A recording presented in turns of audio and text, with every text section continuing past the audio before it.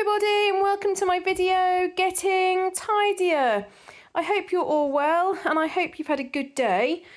For those of you that have been with me for some time now, hopefully you're starting to see me make some improvements. Although I do realise sometimes my progress is quite slow, particularly when I'm working on projects. For those of you that are new here, before you click off my channel, do please consider subscribing. Couple of reasons why. Firstly, when I get to 3,000 subscribers, I'm going to be doing a giveaway of one of my macrame plant hangers. Well, not one, several. So those of you that are interested, please make sure you're subscribed and add a comment on one of the videos to say that you're interested in receiving one. And I'm making a list of all the people's names and then I will choose people. Secondly, for the month of November, any money that I make from my channel, now I don't make loads of money from my channel, but I do make a small amount of money. And any money at all in the month of November will be given to a charity which supports people in financial hardship, going through difficulties in life, struggling to buy their children's uniform or food, etc., etc. And as kind of a charity that I see it as like a safety net to prevent people from falling down and then finding it very, very difficult to get back up. So I hope you will join me in supporting that charity. And all you need to do is add a comment, maybe like the video, go back and watch a couple of my older videos. All of that will help. For the month of August and September, you were fantastic, and we raised money for Natasha's Allergy Research Foundation, and I really saw the amount of extra views that people made a point of watching, so thank you so much. So you can see in my kitchen now I'm starting to feel like it is maintained. I am washing up, usually a couple of times a day. I'm making sure that the side is all kept clear and I'm making sure things don't build up. Also, when I'm in the kitchen and you know, just doing some lunch or making a drink, I will do other things at the same time. I love doing two things at once, so I feel like I'm helping my future self. So I know a number of you have already been on this sorting out, decluttering, getting tidier journey, and others I know that you put me on and you work on your house as you listen to me waffling on. So either way, today I'm going to be spending some time in the kitchen, but also you're going to see me sorting out my plants in the front window. As a couple of plants which just needed to really be cut back. I haven't been looking after my plants as much as what I used to, and that's largely because I had an outbreak of mealybug. Now, anyone who's ever dealt with mealybug knows how upsetting it is with what it does to your plants, and it's very, very difficult to get on top of. So I've now got far fewer plants than what I used to, and I'm spacing my plants out to try and prevent it from being spread between the different plants. So what I do in this video is I take a couple of my hangers down, I clean all the leaves in the kitchen, and then I don't like using any sort of bug spray, but this is the only way, unless I put the plants in the bin, this is the only way to try and keep it at bay. I also wash the hangers with fairy liquid, just to make sure there's no mealybug on those. The video is not that great because obviously it's facing the window, but you'll see me do that. I'm then back in the kitchen and you'll see me doing some sorting in there. I spend some time hanging out the washing and getting more washing on out.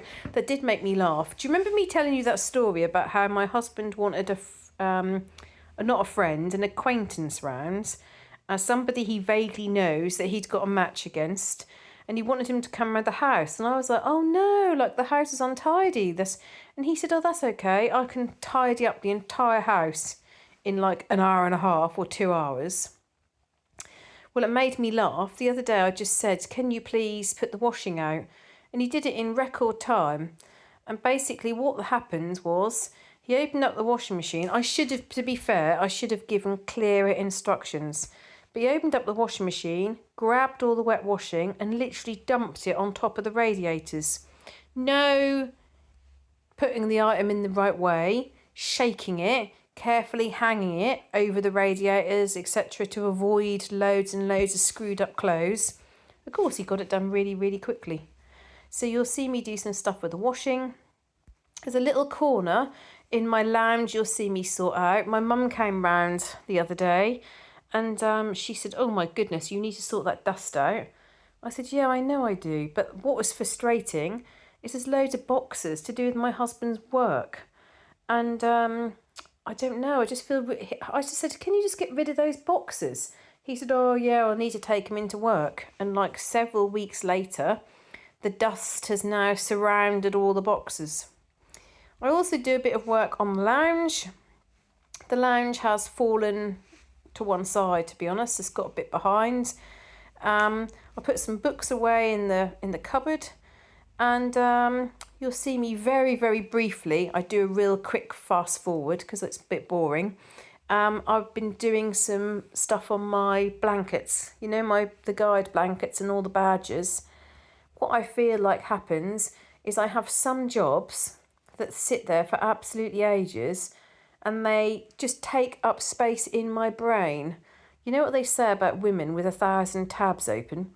Well, one of those tabs is sewing my badges on my blanket, and another tab is sewing my daughter's badges on her blanket. Because I don't particularly enjoy doing it, excuse me, I leave it and leave it and leave it. Also, my mother-in-law had bought a macrame set from a charity shop. She'd rung me up and said, if I buy this set that I've seen from the charity shop, would you make it for me? And I said, yes, of course. Well, this was months ago, and because I'm now doing this giveaway where I need to make some more macrame plant hangers to send out, I thought, oh, I can't do one of these as my prize giveaway without doing my mother-in-law's. And again, that was one of the tabs in my brain. Make that hanger for my mother-in-law.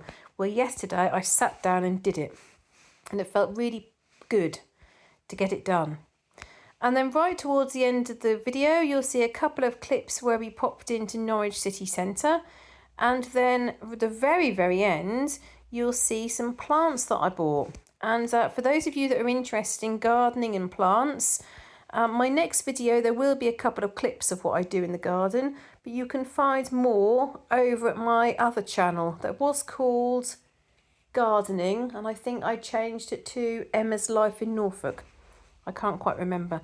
I don't very often post there, but I know you're not all here to watch details about gardening, so I'll put that on my other channel. Now, I said in my last channel that I was going to do a top tip as we move closer to Christmas.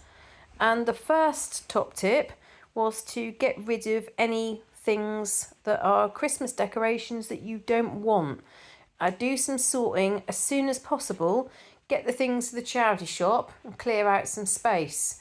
Now, I did that today. Although, can you believe I put the bag at the front of the cupboard so I could give it, as soon as I opened the cupboard, I could get the bag and give it to charity. I've taken loads of things out of the Christmas cupboard. Is the bag there? I couldn't find it.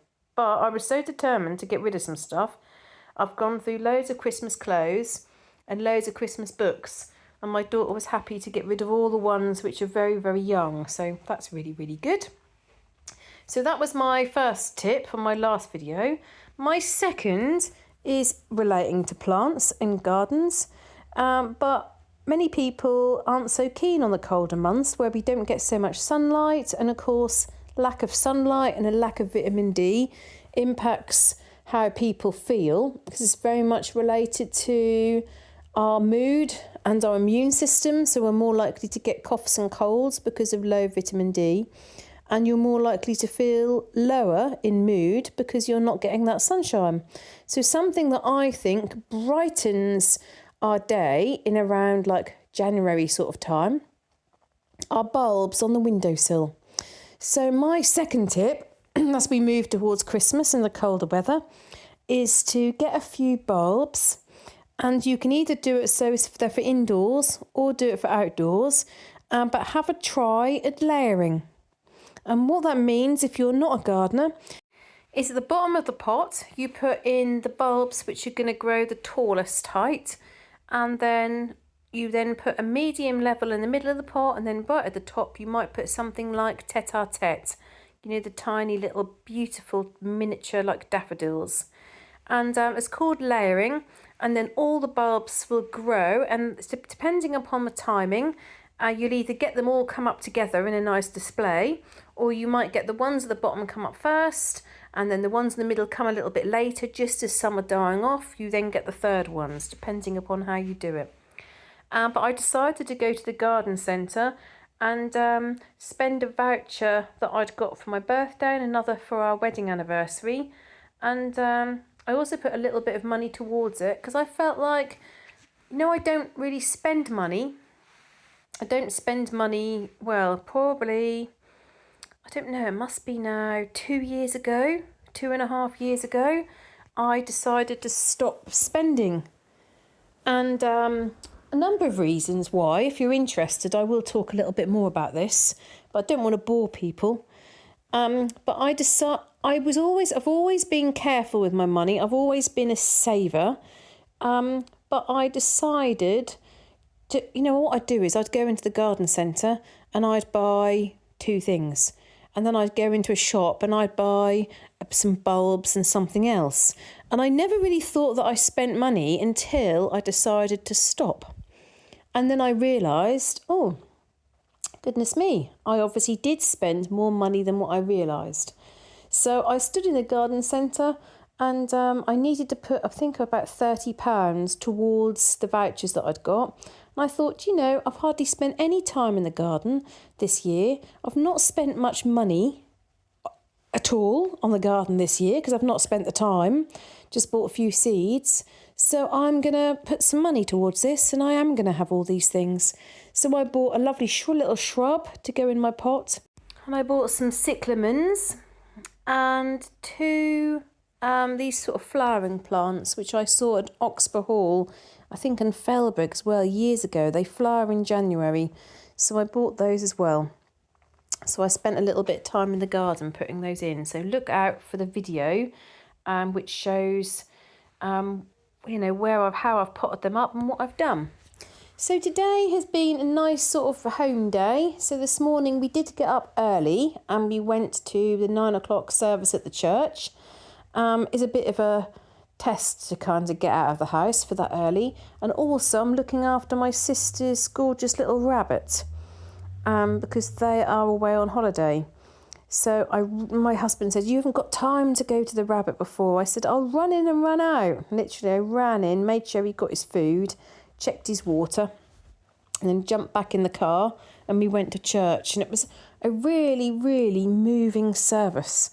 If anybody's interested, the services for our church are online and they are watched by people around the world. So if you're ever interested in watching one, then let me know in the comments. Today's one was particularly good. I found it very moving. The first service is not recorded, that the one that we went to, but the second one is almost identical. The one at 11:30 is put on Facebook and put on YouTube. And then after that, we went out to a place called Algie's Farm. I always forget what it is. We went out there, and that's like a farm which sells all like some really nice products and produce. But also we got our pumpkin there last year. So my daughter was saying about getting a pumpkin. So we drove out and chose a nice pumpkin and a couple of gourds. And we brought those home and then had lunch. And then I've spent a lot of time in the garden. My daughter did a little bit of homework, but I felt like it was important for her to have a day where she didn't do that much. So she did her maths, she did a Duolingo, and I need to check with her which instruments she practiced. And my husband watched football and he did some jobs in the house. So all in all, it was a productive day.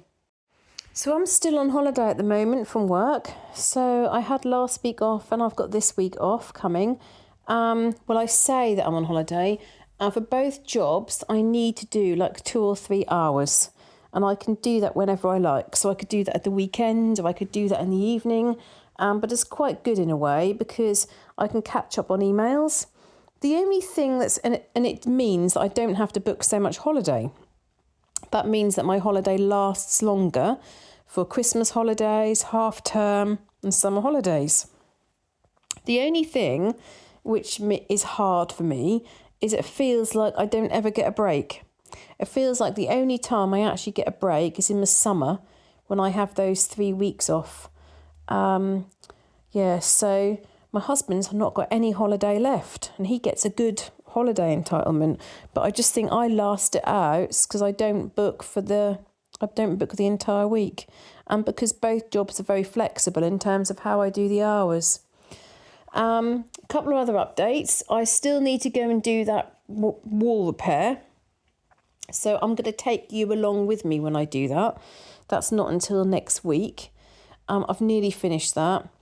And then I've also got some jobs to coordinate in another house. And I've got to go and check on a boiler. So I've got a few other things to fit in.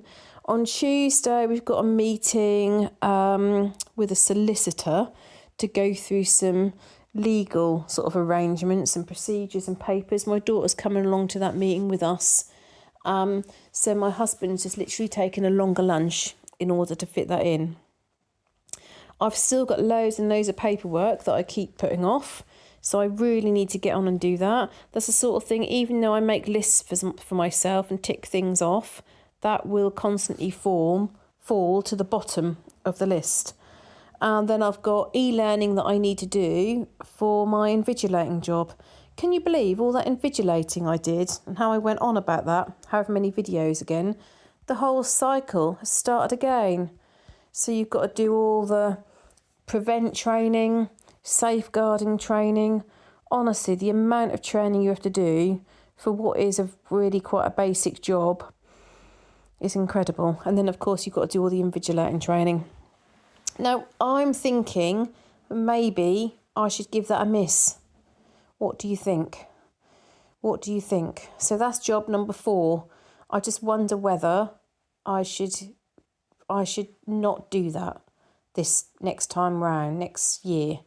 It's quite nice because any money that I get from that I use for like just holiday and I keep that separate. But I have to drive quite a distance to it. Last year was a juggle, but to be honest, I was still getting used to job number 2 then. And also it's going to get quite busy with my business fairly soon. So I don't know. What do you all think? Should I keep that on or should I stop that? It's partly, I kind of like the fact that I have lots of different jobs because if, for instance, there were cuts with one of my jobs and they made people redundant, I've got the other job, haven't I? So I do think that's quite good. One of my very good friends is going to do some invigilating. She was looking for another job. Her daughter's gone away to university and is so expensive. She's having to use her savings in order to help her daughter with accommodation costs. So I said she was looking for other work. And I said, would you fancy this? And she said, yes, she'd really like doing that. So I've put her name forward. So that'll help her. I just need to decide whether I want to do any invigilating next year or not.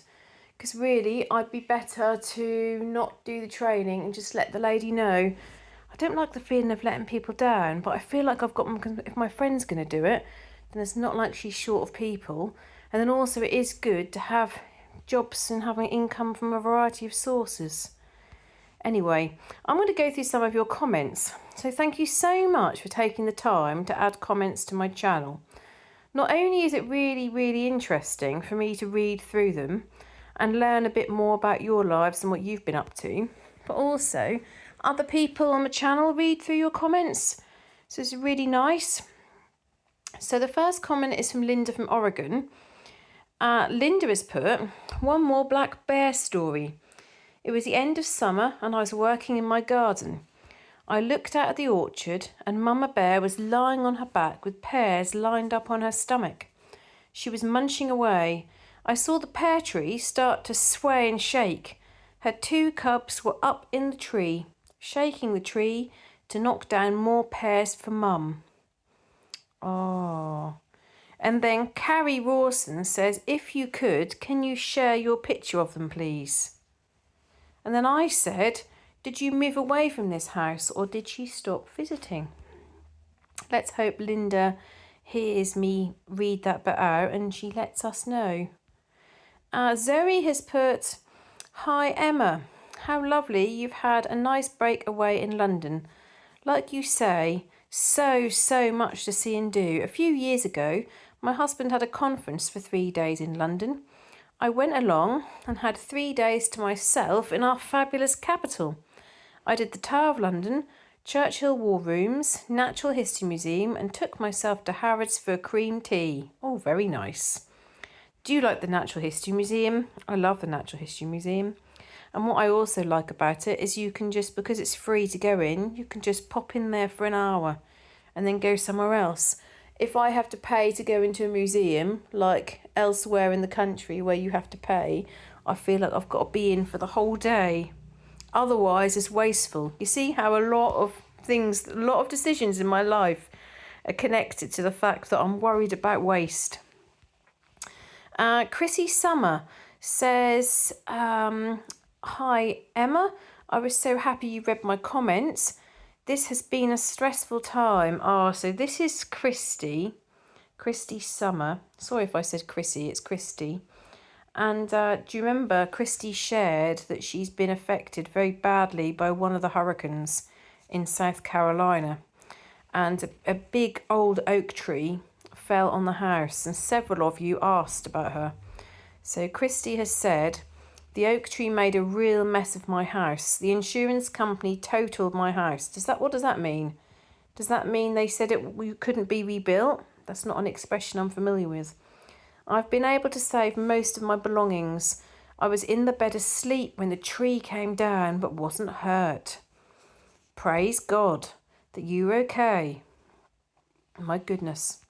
I'm fine, but it's a very strange situation. I should think you're shaken though, aren't you? Christy, what a dreadful shock. I appreciate so much your concern, along with the concern of your lovely subscribers. I love your community of friends here on 3440 YouTube. Thank you so much. This has been a terrible way to declutter. I'll keep you all posted on my progress in finding a new house.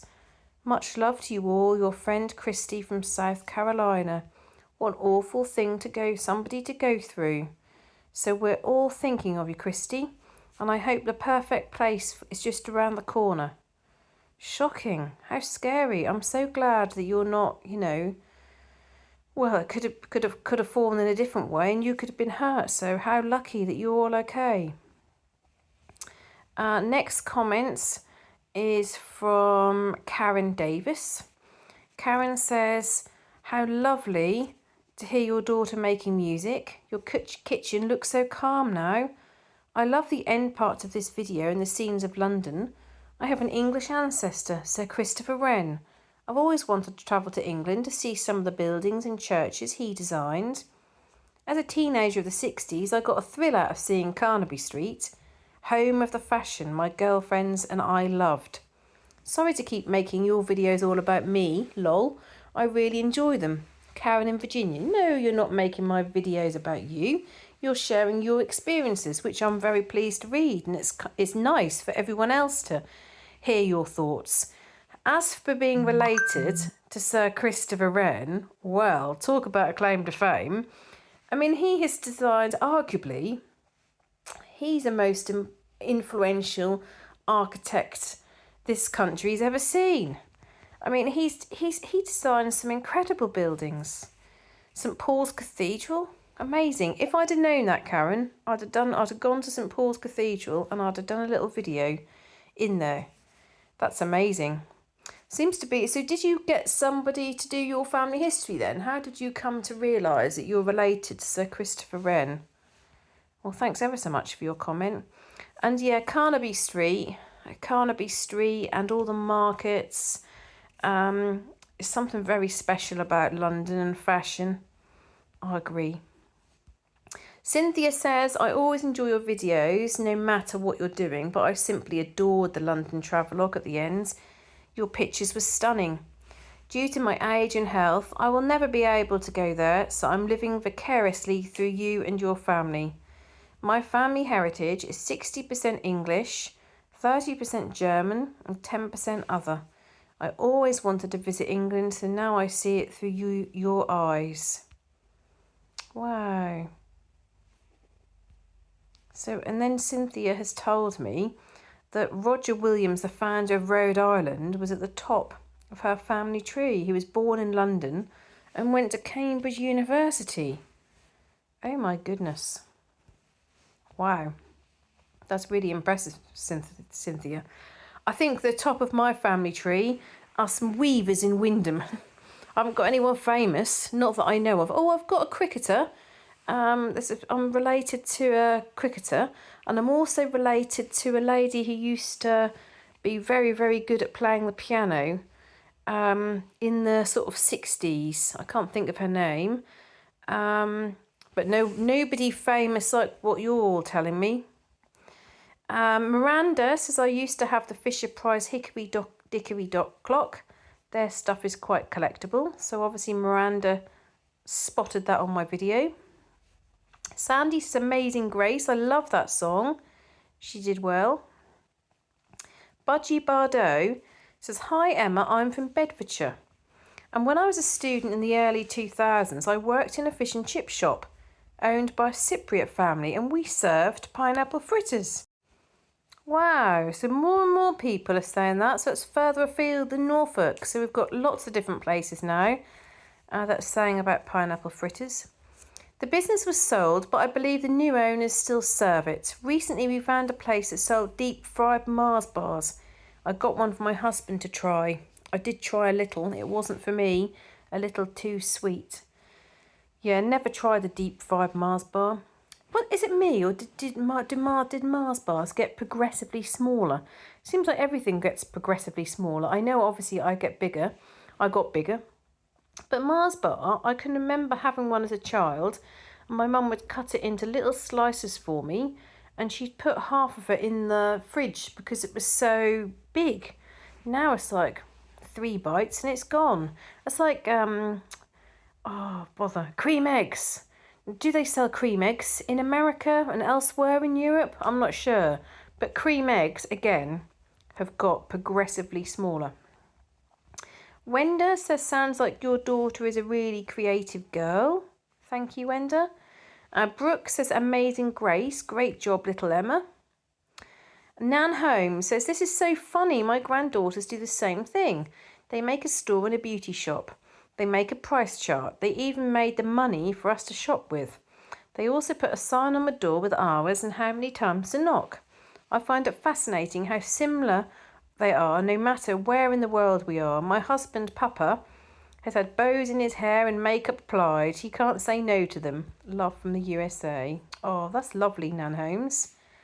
That sounds like you're great fun, you and your husband.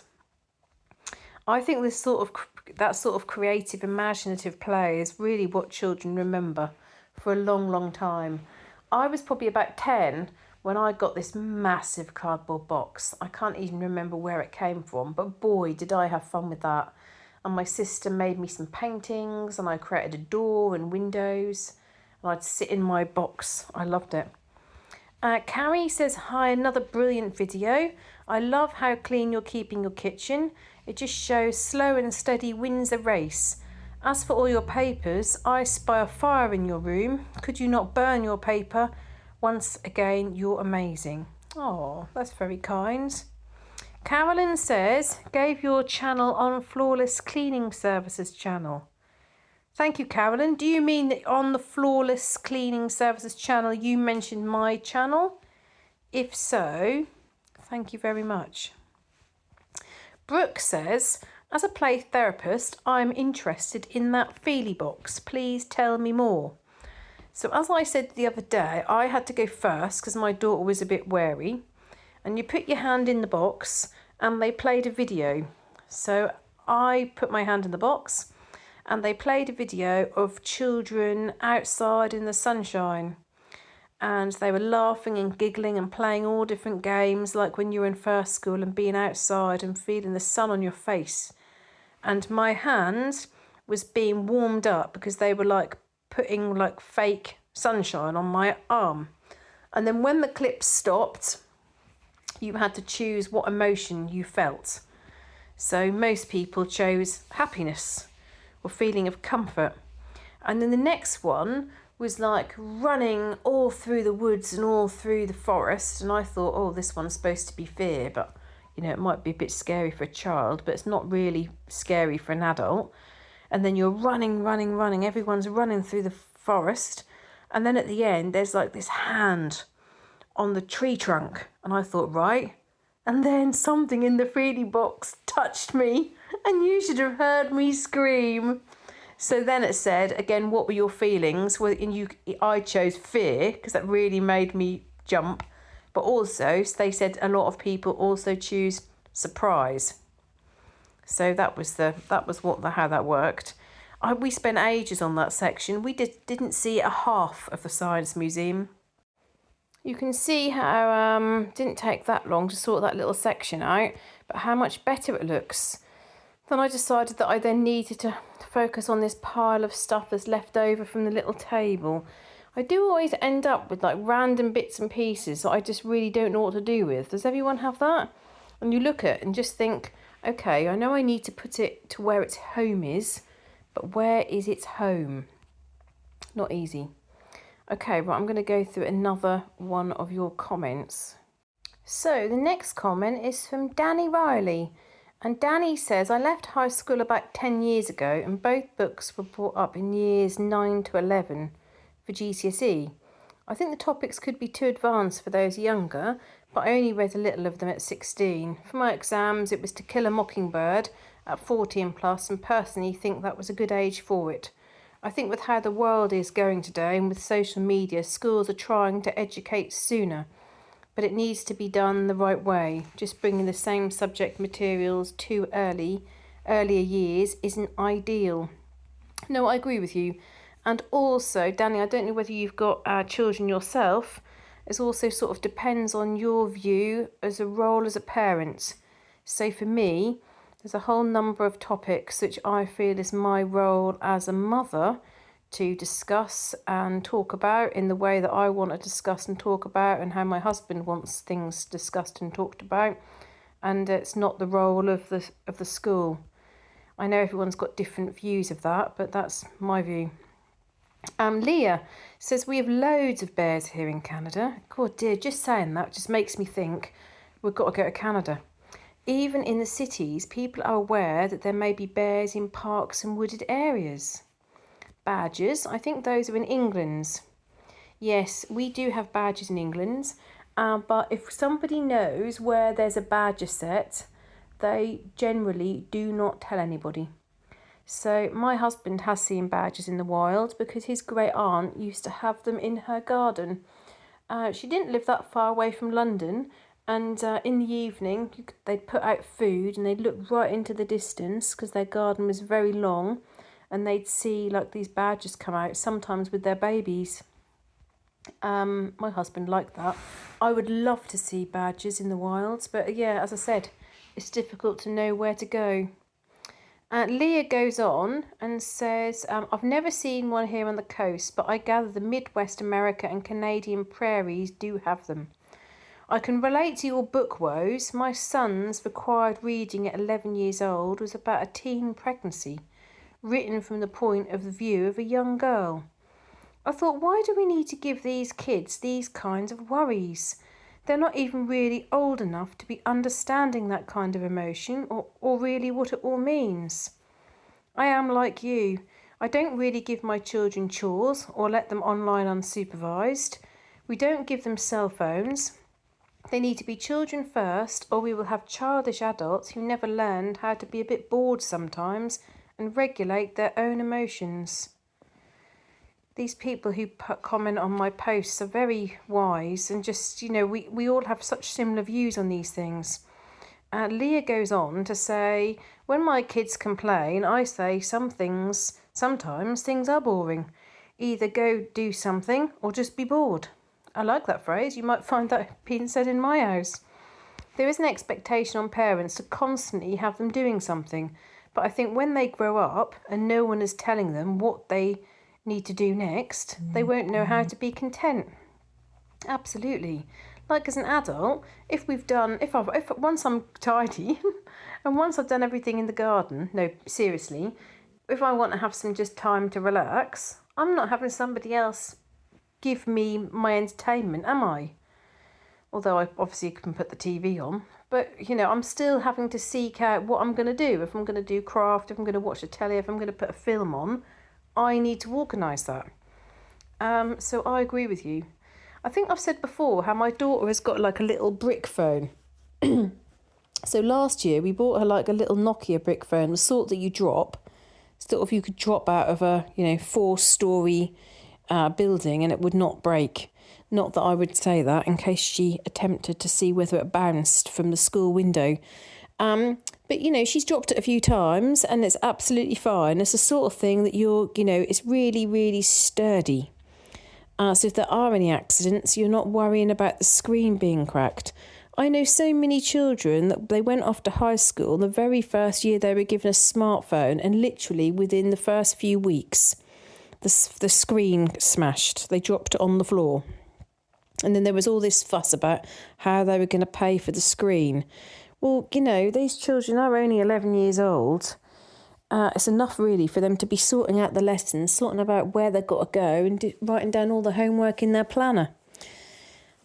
So then this year she found some other phone in the house and she said, oh, well, could I have this? And that looks a bit more modern, but all you can still do on it is text. But it's got a touch screen. So you could just press the button for text or press the screen for call. So she uses that one, but that doesn't go through her mind to take the phone with her anywhere. All that she does is that goes in her school bag to school, and then at the end of school they're allowed to get their phones out and she'll have her phone if she needs to contact me. So, for example, if she wants to check where she's been picked up, she might call me. Or if I was running late or she wasn't at the normal place, I would then be able to message her. But I love the fact that it doesn't pass her mind to take the phone out. And I think some people have said to me about giving her a smartphone, because we've got old smartphones she could have. But then I think that brings with it WhatsApp and camera, and then suddenly you become more dependent upon it. And I know what I'm like with my phone. I don't want that for her quite yet. So at the moment she's quite happy with her little phone. So I'm going to continue with that. When she's a bit older, she can have one. But thanks very much for your comment, Leah. I completely agree with you. Next comment was from Brooke. Now Brooke's recently gone to see these trolls and I'm waiting to see she put something on her YouTube channel about them. But Brooke's had a sad anniversary recently. So she put on my post, my husband was 6'3" and kept having to put his legs in crisscross applesauce position in his hospital bed because he was so tall. Recently I learned that they made extra tall beds. Would have made his last days a bit more comfortable. I wonder why they didn't have them automatically. Someone so tall. He passed away 2 years ago yesterday. Did you do something in particular on the anniversary, Brooke? I'm sorry that you lost him. That's very sad. I did put a little comment in reply and just said about the memories that you always have and the good times that you can always think about. But I'm sorry about that. Jane Mercer said, hi Emma, you asked which beaches I go to for my sea glass, and the best one for me is Charmouth in Dorset, as we live in Somerset. It's a great beach for fossils too. I'd love to visit Seaham, maybe one day, as I'm originally from the northeast. I look forward to your videos. This is like listening to a friend. Oh, what a nice thing to say. And I love reading your comments. Thanks, Jane. I've never been to Dorset.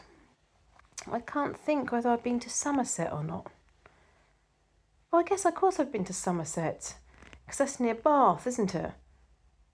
Like Cheddar Gorge, down that sort of way, isn't it? It's one of the things that I think at school that they should have done so much more on, and if they did, that just completely went over my head. But they should have done a lot more on geography in the United Kingdom.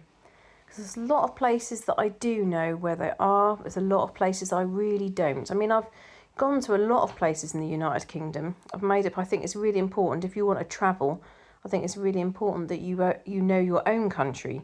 But just when I visualise the map, there's certain places where I haven't got a Scooby where certain places are. So you can see now on the video, I'm sewing these badges on. And someone fairly recently posted on my page, my channel, they said a woman's work is never done. And I thought, that's right. Do you know, I never sit down and actually think to do nothing. Because whenever I sit down, I look around and see all these things I've got to do, whether it's, like I told you about the macrame hanger for the mother-in-law, the paperwork that I need to sort out, the badges that need to be sewn, check what homework needs to be done tomorrow. And that's the thing, like, we do have a decent break for October for half term, but my daughter's got like 4 tests when she goes back to school.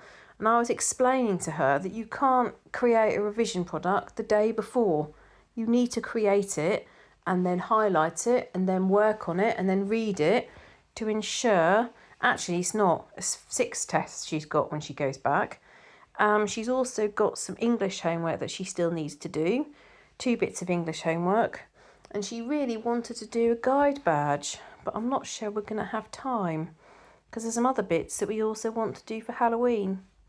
And then right at the very end of my video, you'll see a few little clips from a couple of shops that we like in Norwich city centre, showing all the different things for Christmas, and they've got the Halloween displays at the same time, which always seems a bit strange.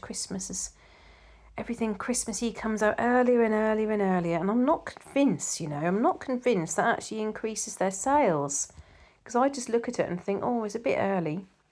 I think it's fine to start talking about Christmas and preparing for things, but I think with all the decorations, all that's a bit too early. And then you'll see a little clip in the park, and then right at the very end, you'll see the plants that I bought. So thank you very, very much for following my journey. Thank you for your support. I'm so pleased that my subscriber numbers are still going up and getting closer and closer to 3,000. And I look forward to seeing you in my next video. Bye!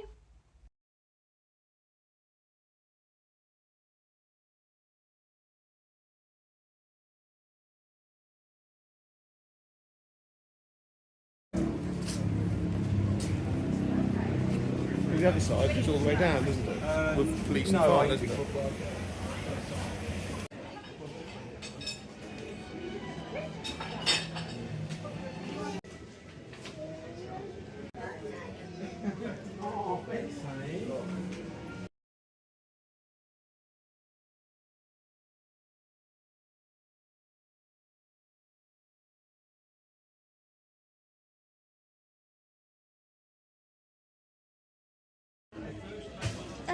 £3 to £2.93. What did you say?